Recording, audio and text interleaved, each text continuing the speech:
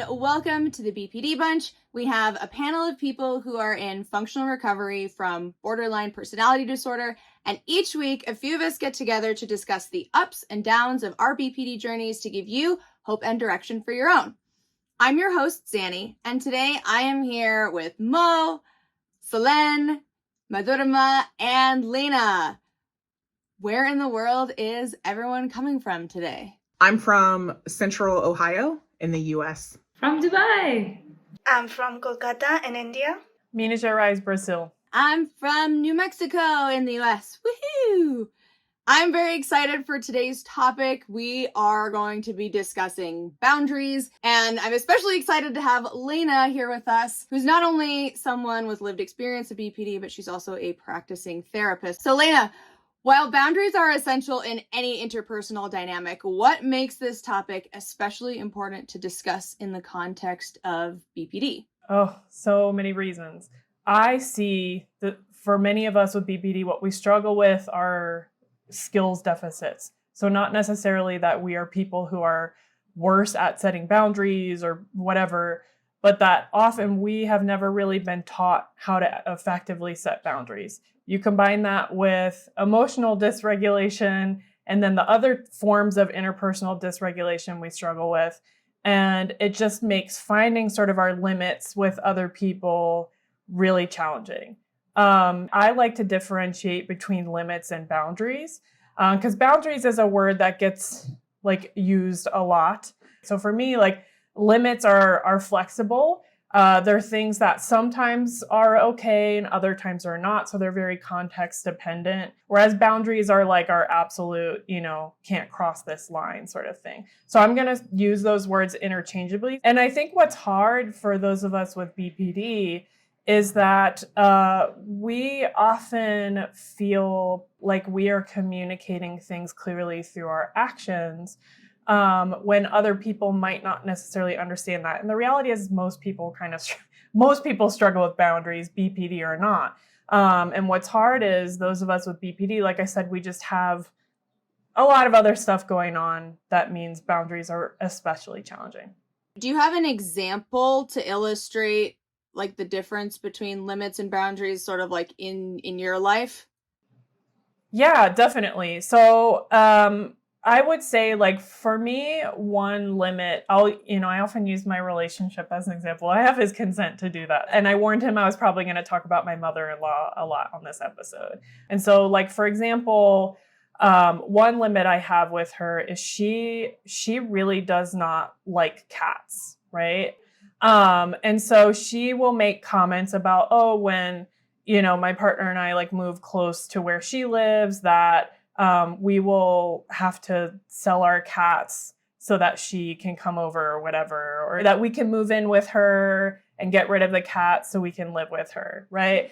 And to me, that is a perfect example of a limit, because there are times where she will kind of take it too far and make so many comments that I have to be like, Sylvia, that's enough, right? Whereas sometimes if she makes a comment here or there, I'm willing to just be like, whatever. It's not a boundary, right? Where it's this is not a thing we want to talk about. But, again, at a certain point, my limits can only flex so far, right? Until it becomes a thing where it's okay, now you're crossing my limits too much. I can't, I don't want to talk about this anymore. Please stop making these comments. At a certain point, if someone, kind of crosses your limits too much, it has a similar effect as to when someone crosses a boundary. Whereas a boundary is there's no ever crossing it, right? So a really obvious boundary is physical harm, right? I wouldn't let my mother-in-law, do any sort of physical harm to me, right? So if that were crossed one time, that would be a different story. I think also for those of us with BPD, boundaries can be especially a sticky area, right? Because a lot of us also feel a lot of shame about being someone with BPD. And so setting limits with other people, ironically, often feels like something we aren't allowed to do, right? We have this perception I'm a person who needs so much from other people. I'm such, we have all these negative self-conceptions about, I'm a difficult person to be in relationship with, so I can't ask things of other people, right? So then what happens is we just sort of, for a lot of us, we'll kind of just, take things on and, let things slide until we can't anymore, right? I don't know for other people, but for myself, I've had so many relationships with people where I just sort of let things go and try to like forgive people for stuff until like I just can't anymore. And then I would either like blow up or just cut the person off and would never actually like communicate about what was going on. And so I lost a lot of relationships that way because I never actually communicated about what my limits were. We have all this shame and we feel like we don't deserve to have boundaries. I think there's the element also of feeling like wanting to be loved and accepted and that sense of belonging. And so for me, it was like, well, if I bend over backwards and I be everything for everybody as much as humanly possible, then without having any boundaries, then surely that will make sure that I'm accepted in the group and I can, be part of something.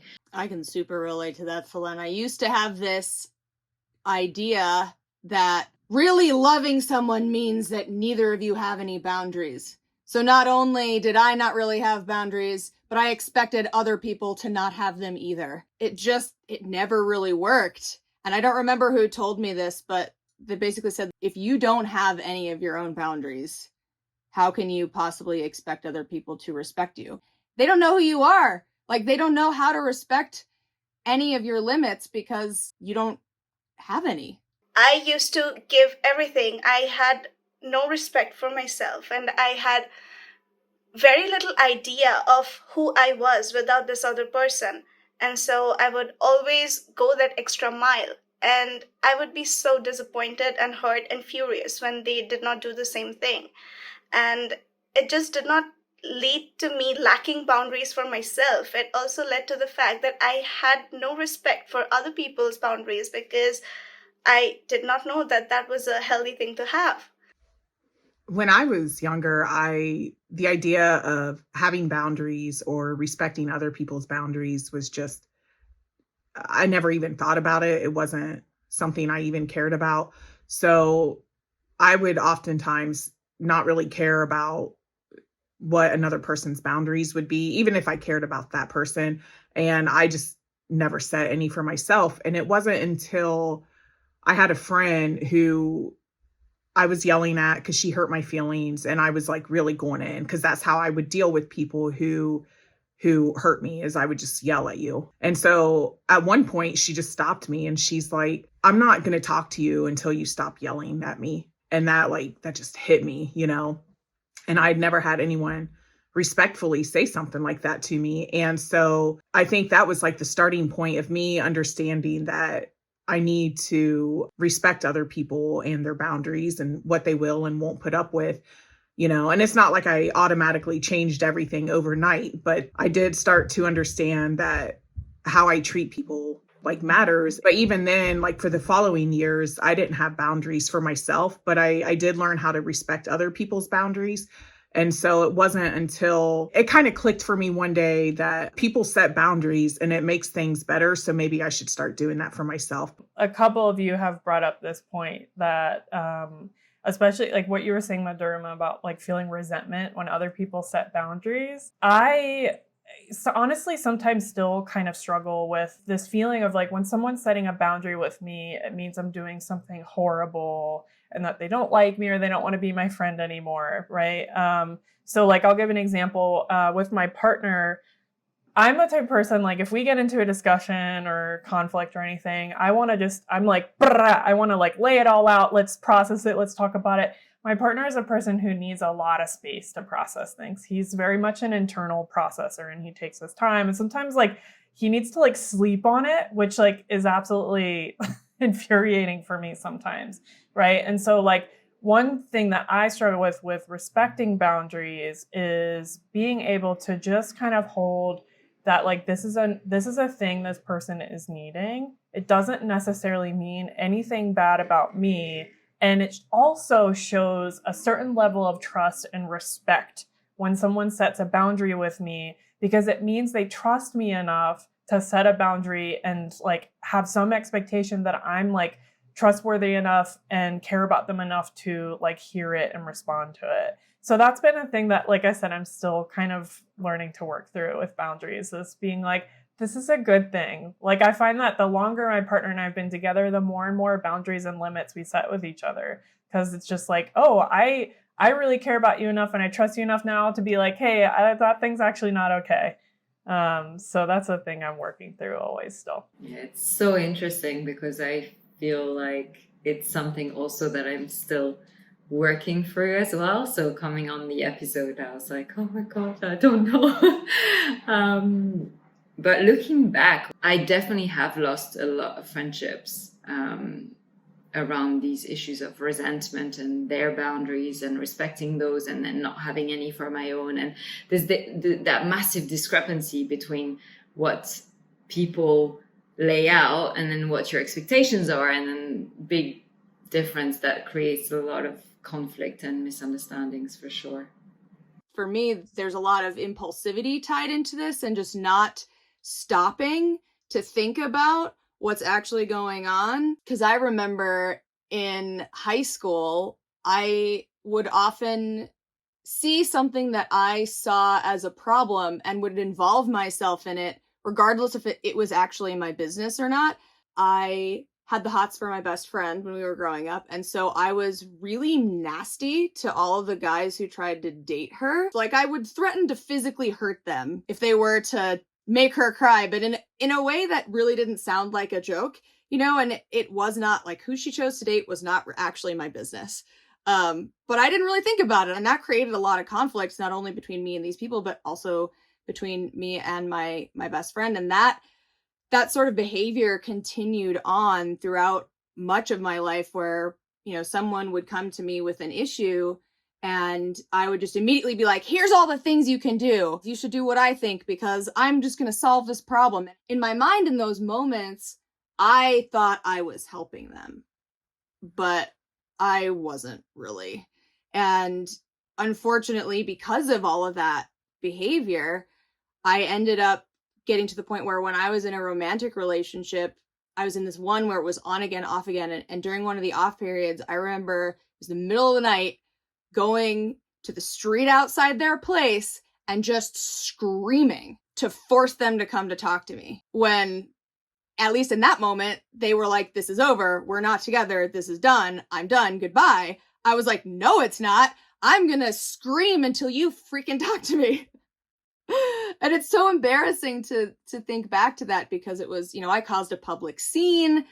Unfortunately, since I thought that's how other people should take it, I didn't have any boundaries myself. And especially in the earlier parts of recovery, I kind of flip-flopped the other direction. And instead of overly messing with other people's boundaries, I was like, I'm just going to do whatever people say. Because if I overwork myself, then they can't be disappointed in me anymore. Because I was so sick of using negative interactions as a way to try to control my sense of safety. I was like, I'm just going to use positive interactions. I'm going to be perfect and never make a mistake again.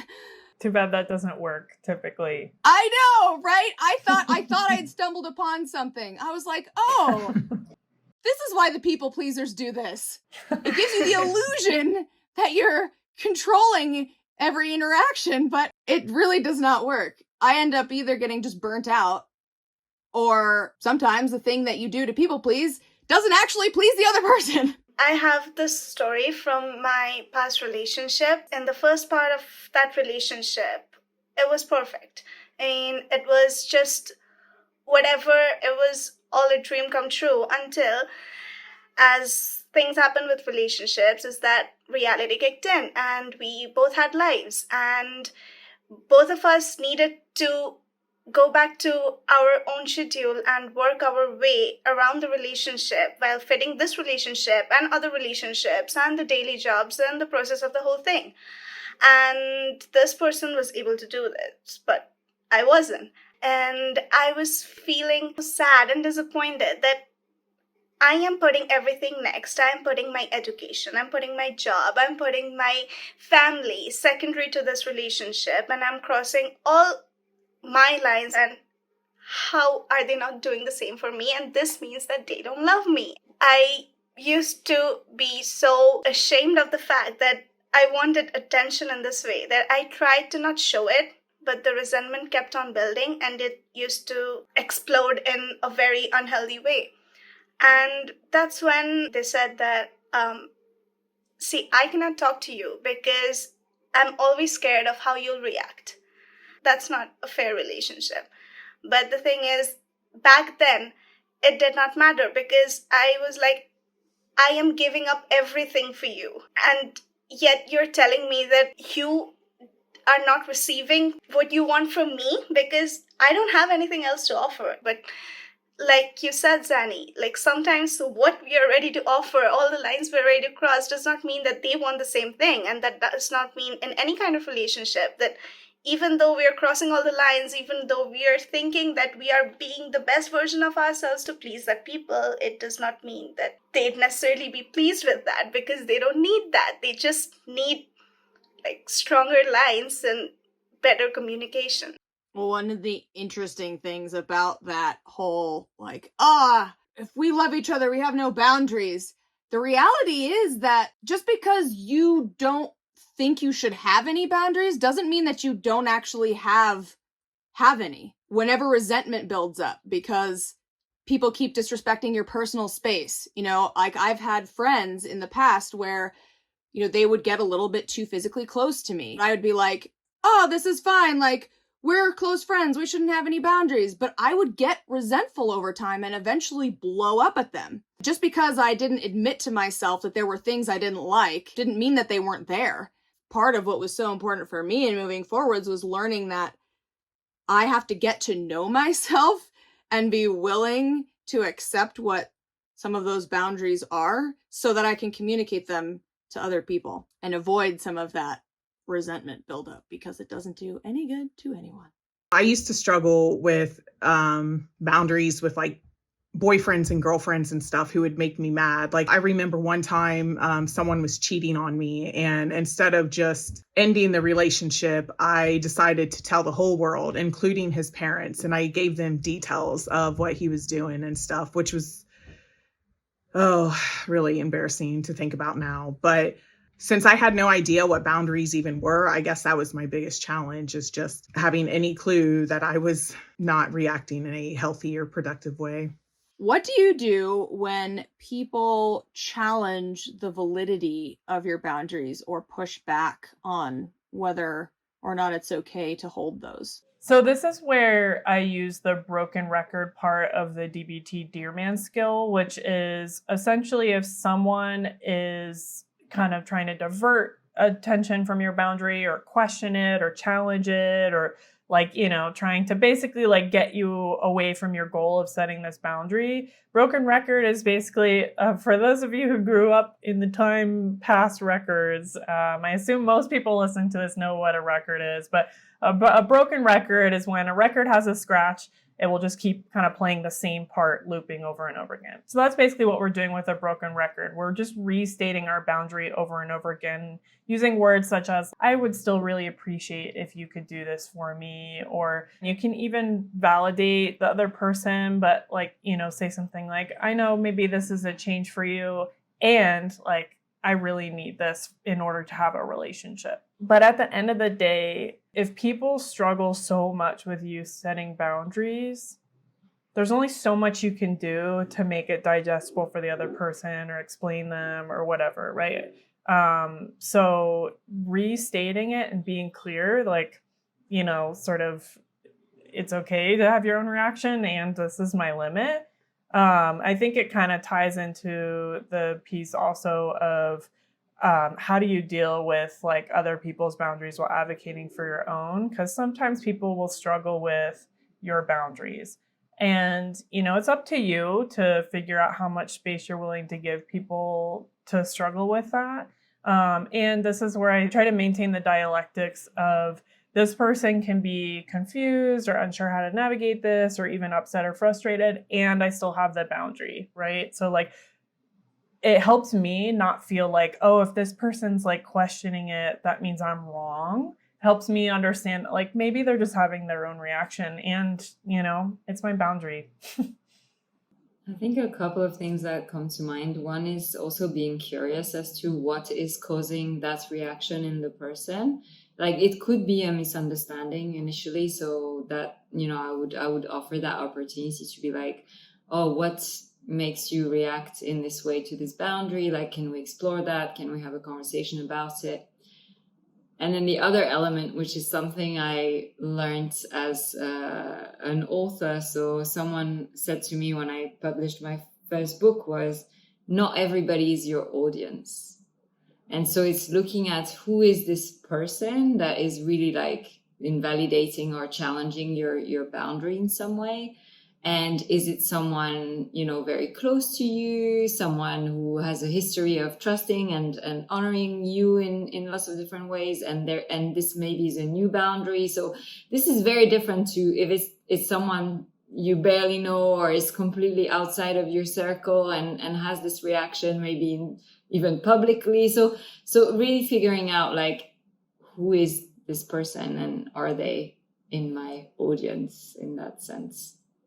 It's better for people to hate your cover if they're going to hate your book than they don't read it. That's the audience point. So I think for me, one of the important things is in situations, especially where I know in advance that I'm going to set a boundary with someone, it's really important for me to consider what I do if they don't want to respect it. And I think it's important for me to be willing to make good on my boundaries. If that means if you continue to treat me in X, Y, and Z way, I am no longer going to be a part of this relationship, and then be willing to walk out and then actually do it. Taking all the different moving parts of the relationship, my goals, the context into account is of course really, really important. But if I know that if somebody's going to challenge me on something, then it's not worth it to maintain that relationship, then I have to be willing to actually walk out and do that. Even though that's really hard, it's really important, because one of the worst things that I can do for myself is claim that I have a boundary, but then not enforce it when people cross it. That's the thing with setting boundaries is you have to be strong enough to know what your boundary is, and you have to also know that not everyone will respect your boundary for whatever reason. Maybe they're just not able to, or maybe they just don't care enough to respect your boundary. So you have to prepare yourself for that. And you have to have the courage to enforce your boundary and stick with it and understand that not everyone is going to be okay with it. Not everyone will respect it. So you have to distance yourself or walk away or do whatever it is you need to do. So when I cut ties with my family member and I knew there would be a lot of consequences to that, there would be a lot of pain to that, I knew that I was doing the right thing. It taught me to have a lot of respect for myself and it made me feel strong, like sticking to that boundary and not letting them manipulate me into forgetting about it or just letting her bad behavior go. Sticking to your boundaries makes you realize how strong you can be. And that's a great thing. As somebody who tends to split a lot between enforcing boundaries and then like letting people walk all over them, there's the most important step for me when somebody challenges my boundary or has a difficult time accepting is to practice the stop skill and pause for a while, because my first reaction usually to people not understanding me is to go haywire and react that, okay, this is the red flag and this means we can never ever ever work out, and that is a very harsh decision and a very cruel sentence. So I think before making that decision, I just need to stop and like reassess the whole situation and then observe and just let myself calm down enough for the situation to let my rational mind get hold of itself. And so I can get back to the wise mind skill.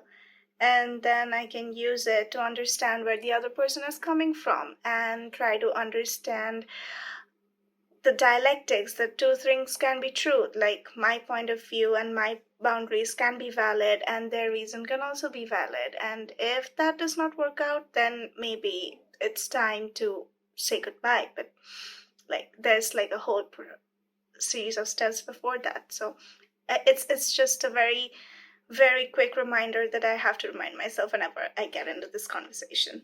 How do you approach finding a balance between respecting other people's boundaries while still advocating for your own needs? Super, super challenging to do these two things at the same time. Recently, I quit my job and went freelance. And towards the end of my job, there was a conflict with my manager.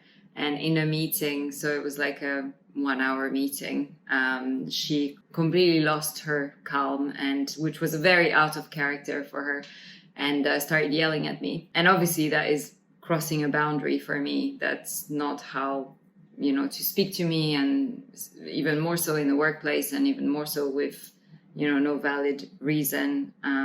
So in that moment, I managed to say, please, can we speak in a different way? And that's something I would have never done before. So already that was, okay, one step.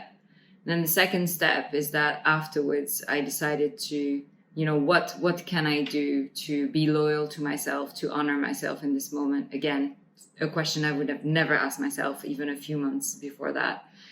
So on that side, I really honored my boundary and my needs of like, I cannot work in this environment.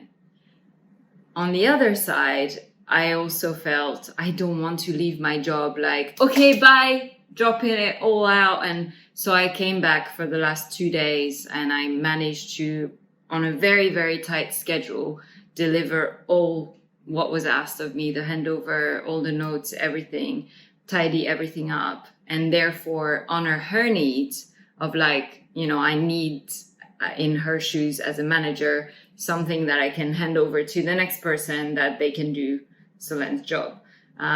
So I thought that was quite a good example of like navigating those things. But also I don't want to give this impression of like, yeah, like I so did this, like through the whole time I was going through like such high level of anxiety and anger and sadness. There was a lot of grief from like having to put up this boundary and still feeling the need to compromise at the same time. So it is a really hard exercise, I think. When it comes to respecting other people's boundaries and holding on to mine as well, I think it's best to meet people where they are. And so to try to have compassion for who they are and what their boundaries are. As I've said previously, I had to cut off a family member a few years ago, and there's someone else in my life who I think just really wants us all to be a big, happy family again. And I understand where they're coming from because I know how important that is to them. But they continue to bring up the family member that I cut off. And at first I used to get really upset and I used to get really mad. And then I understood they're doing this because this is their way of hopefully solving what they see as a problem. And they aren't doing it to hurt me or to disrespect a boundary. But I also have a firm boundary of how much is too much. So if they were to maybe invite that person over when they knew I was coming over, that would be a huge line that they crossed. And then I would have to decide what I wanted to do about that. So it's best to just understand what another person's intentions might be, as far as setting your own boundaries, like maybe having a little bit of wiggle room if that's what is okay with you. But, if a few years ago, like once I cut that person off, I realized how important it is and why it's so important to respect other people's boundaries, because you're showing them that you respect them, you care about them, and you don't want to upset them. For me, I think the balance between respecting other people's boundaries and my own needs comes with really recognizing what I'm willing to compromise on and what I'm really not willing to compromise on. And so that's sort of the whole limits versus boundaries thing. Like, is this a hard, rigid boundary, or is this a limit? And And some of it's not just willingness, but capability. So the best example that I have of this is that I was working as a contractor for someone in their shop. And as a contractor, that meant that I got to decide how I worked, when I worked, and where I worked. And I chose to work in the shop because it was a little bit easier for me to be in work mode if I was sort of in a workspace. My way of working is a little bit chaotic. I have ADHD, and so there are moments where it kind of seems like I'm not doing very much because I'm kind of gearing up to putting all my energy into something. The woman who had hired me for this contract, she could not stand to watch me work that way. It gave her a lot of anxiety to see me appear to sort of play around and then rushing at the last second to get things done. And she really wanted me to work in a more paced and regimented way. And we got into what turned into an argument because she was really trying to force me to fit this mold. And I had to sort of sit down with myself and go, I don't think I'm actually capable of doing what she wants me to do. I just don't work that way. And if I try to force myself to fit into this mold, I'm going to be miserable. I'm more likely to be resentful and lash out at her even more. So I took all my stuff and I quit. I doubt that she would see the situation the same way, but that was how I could best respect her boundary, was by saying, you know what, I'm not able to do what you want me to do in the way you want me to do it. And so in order to respect that and take care of myself, I'm going to move on. So can you share any practical tips or advice for listeners who may be struggling with boundaries in their own recovery? The thing that I often tell clients, and that's helpful for myself, is to think of boundaries as like a muscle. I think because boundaries is like this word that's like such a popular word right now, it leaves us with this feeling like I have to be a boss bitch, kind of boss bitch mentality. When like that's, for one, not always the most effective way for people. You know, everyone has their own way of setting boundaries. And also, it's really hard if you're somebody who struggles with people pleasing to sort of like take a 180 and just be like, I have boundaries with everything. So I like to say, like, it's the same as like going to a gym. You're not just going to walk into the gym and like bench 350 just because, right? Like, it's something you have to work on. So like, what is like a limit that you're noticing in your life that's like a small thing that you can start with and like work your way up towards like setting those harder boundaries. You know, it's okay if it's hard, and like, you know, take a strategic approach to figuring out how to make it easier for you. My advice for people who maybe are struggling with setting boundaries is to think of the outcome of what could happen. So one, I mean, think of any negative outcomes you might have, but also like think of the positive things that come from setting a boundary. You're going to be so much happier, and it will get easier in time. And as far as like respecting other people's boundaries, I know that can be really hard, especially in the heat of the moment. It's hard to respect their boundary, but by respecting other people's boundaries, you're showing someone that you care about, that you respect them. So just kind of remind yourself why it's important to respect other people's boundaries as well. I think for somebody who is just starting off, like for the first time on the concept of boundary, I think the first step that is very important is to get in touch with yourself, to understand what you want, what you need in life. Like, you need to listen to yourself more, both mind and body, and then decide what works for you and what doesn't. Because once I got a hold on what worked for me and what didn't, it became a lot easier to understand what I needed others to respect, which lines I needed to create or to make so that the people around me don't get to cross them. Because if we don't define our lines in the first place, then how do we expect people to respect them, right? The first thing I would say is starting with questions. First with ourselves. What does being loyal to myself feels and look like in this moment? And also then to others. Like, do you have the bandwidth right now for X, Y, and Z before sharing a full trauma story, for example? So starting with questions. The second thing is setting boundaries early, explaining the reasons if you're comfortable to do that, and reinforcing them, being prepared to reinforce them. And the final thing is to not see a boundary as something negative, whether it's because we're putting it out or because we're receiving it and we think, oh, this is negative feedback. This means I did something wrong, or I'm doing something wrong, or something like that. But actually to see them as a gift for the relationship in the long term that is going to make it more effective, more enjoyable, and that we're going to be more respectful both ways.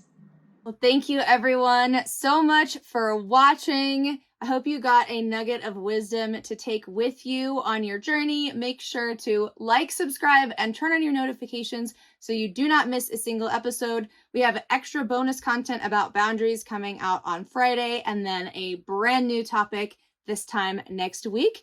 So we'll see you for that. Also, don't forget, we have merch like this. So check that out on our shop tab.